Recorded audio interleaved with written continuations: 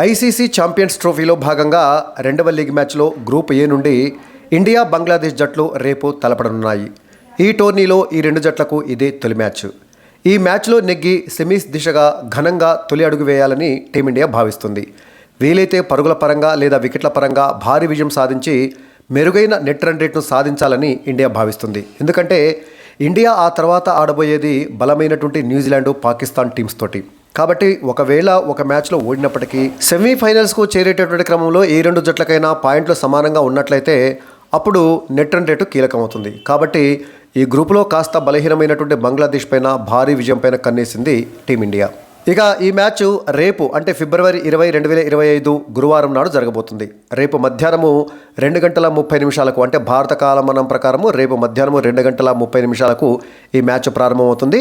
ఈ match UAE అంటే United Arabic ఎమిరేట్స్లోని దుబాయ్లో ఉన్నటువంటి దుబాయ్ అంతర్జాతీయ క్రికెట్ స్టేడియంలో ఈ మ్యాచ్ జరగబోతుంది. వాస్తవానికి ఈ ఛాంపియన్స్ ట్రోఫీని నిర్వహించేది పాకిస్తాన్ అయినప్పటికీ ఇండియా పాకిస్తాన్లో ఆడేందుకు అంటే సెక్యూరిటీ కారణాల వల్ల పాకిస్తాన్లో ఆడేందుకు నిరాకరించినందువల్ల హైబ్రిడ్ మోడల్లో ఇండియా ఆడేటటువంటి మ్యాచ్లన్నింటినీ కూడా దుబాయ్లో ఉన్నటువంటి క్రికెట్ స్టేడియంలో నిర్వహించడానికి నిర్ణయించడం జరిగింది. సో కాబట్టి ఇండియా ఆడబోయేటువంటి మ్యాచ్లన్నీ కూడా దుబాయ్లో ఉన్నటువంటి ఇంటర్నేషనల్ క్రికెట్ స్టేడియంలోనే ఆడబోతుంది.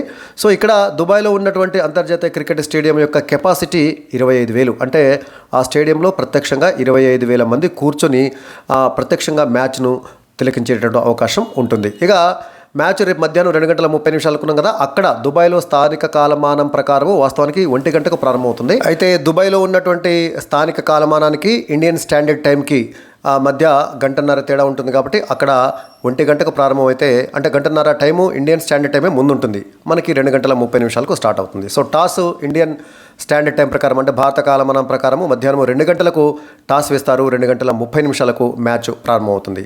ఇక దుబాయ్లో ఉన్నటువంటి అంతర్జాతీయ క్రికెట్ స్టేడియం విషయానికి వచ్చినట్లయితే 16 సంవత్సరాల క్రితము 2009లో ఈ గ్రౌండ్ను నిర్మించడం జరిగింది.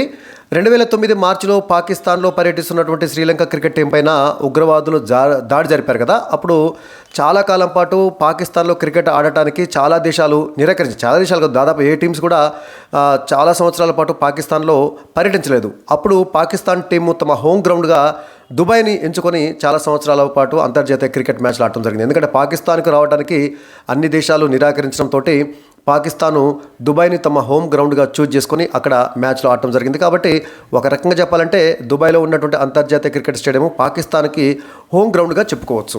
ఇక ఇక్కడ అంటే దుబాయ్లో ఉన్నటువంటి ఇంటర్నేషనల్ క్రికెట్ స్టేడియంలో ఇప్పటి వరకు 58 వన్డే ఇంటర్నేషనల్ మ్యాచ్లు జరిగాయి. ఇండియా విషయానికి వచ్చినట్లయితే 2018లో ఆసియా కప్ మొత్తం కూడా ఈ దుబాయ్లోనే నిర్వహించడం జరిగింది. అప్పుడు ఇండియా ఈ ఆసియా కప్లో భాగంగా 6 వన్డే మ్యాచ్లు ఆడటం జరిగింది. ఈ 6 వన్డే మ్యాచ్లలో 5 మ్యాచ్లలో గెలిచి 1 మ్యాచ్ను టై చేసుకుంది. ఆ టోర్నీలో పాకిస్తాన్ తోటి 2 మ్యాచ్లు ఆడింది దుబాయ్లోనే. ఆ 2 మ్యాచ్లలో కూడా ఇండియా విజయం సాధించడం జరిగింది. అంటే దుబాయ్లోని క్రికెట్ స్టేడియంలో ఇండియా పాకిస్తాన్ జట్ల మధ్య 2 వన్డే ఇంటర్నేషనల్ మ్యాచ్లు జరిగితే ఆ రెండింటిలో కూడా ఇండియానే గెలిచింది. అదేవిధంగా బంగ్లాదేశ్ తోటి 2 మ్యాచ్లు ఆడినటువంటి ఇండియా రెండింటిలో కూడా ఇండియానే విజయం సాధించడం జరిగింది. ఇక హాంకాంగ్ మీద 1 గెలుపు, ఆఫ్ఘనిస్తాన్తో జరిగినటువంటి మ్యాచ్ను మాత్రము ఇండియా టై చేసుకుంది. సో అక్కడ ఆసియా కప్ ఫైనల్స్లో శ్రీలంక మీద గెలిచినటువంటి ఇండియా 2018లో జరిగినటువంటి ఆసియా కప్ను ఇండియా కైవసం చేసుకోవడం జరిగింది. సో మొత్తంగా చూసినట్లయితే దుబాయ్ క్రికెట్ స్టేడియంలో ఇండియాకు మంచి రికార్డే ఉంది. 5 గెలుపులు, 1 టై. ఆఫ్ఘనిస్తాన్తో జరిగినటువంటి మ్యాచ్ టై. 1 ఓటమి కూడా ఇప్పటి వరకు ఎదురుగా లేదు టీమిండియాకి దుబాయ్ స్టేడియంలో. ఇక రేపు అంటే గురువారం రోజు బంగ్లాదేశ్ తోటి మ్యాచ్ జరగబోతుంది కదా ఛాంపియన్స్ ట్రోఫీలో భాగంగా. గతంలో ఇదే స్టేడియంలో బంగ్లాదేశ్ తోటి 2 మ్యాచ్లు ఆడినటువంటి ఇండియా 2 మ్యాచ్లలో కూడా విజయం సాధించింది. ఇక ఈ మ్యాచ్ యొక్క ప్రత్యక్ష ప్రసార విషయానికి వచ్చినట్లయితే స్టార్ స్పోర్ట్స్ నెట్వర్క్ ఛానల్స్లోనూ అదేవిధంగా స్పోర్ట్స్ 18 ఛానల్స్లో కూడా ఈ మ్యాచ్ యొక్క ప్రత్యక్ష ప్రసారాన్ని టీవీ ఛానల్స్లో మనం చూడవచ్చు. అదేవిధంగా ఓటీటీ ప్లాట్ఫామ్లో అయితే జియో హాట్స్టార్ అంటే జియో తర్వాత డిస్నీ ప్లస్ హాట్స్టార్ ఈ 2 కొలాబరేట్ అయినాయి కాబట్టి ఆ 2 కలిపి జియో హాట్స్టార్గా ఆవిర్భవించింది. కాబట్టి జియో హాట్స్టార్ ఓటీటీ ఛానల్స్లో ఈ మ్యాచ్ యొక్క లైవ్ స్ట్రీమింగ్ను మనం చూడవచ్చు.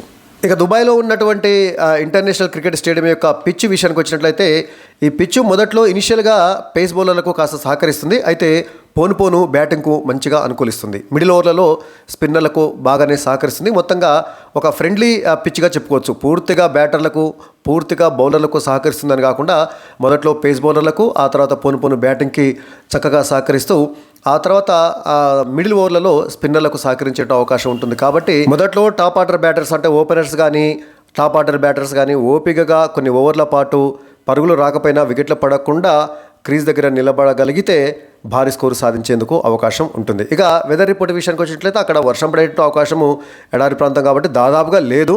ఇక టెంపరేచరు మ్యాక్సిమం మినిమం టెంపరేచర్ మధ్య ఆ వేరియేషన్ చాలా ఎక్కువగా ఉంటుంది.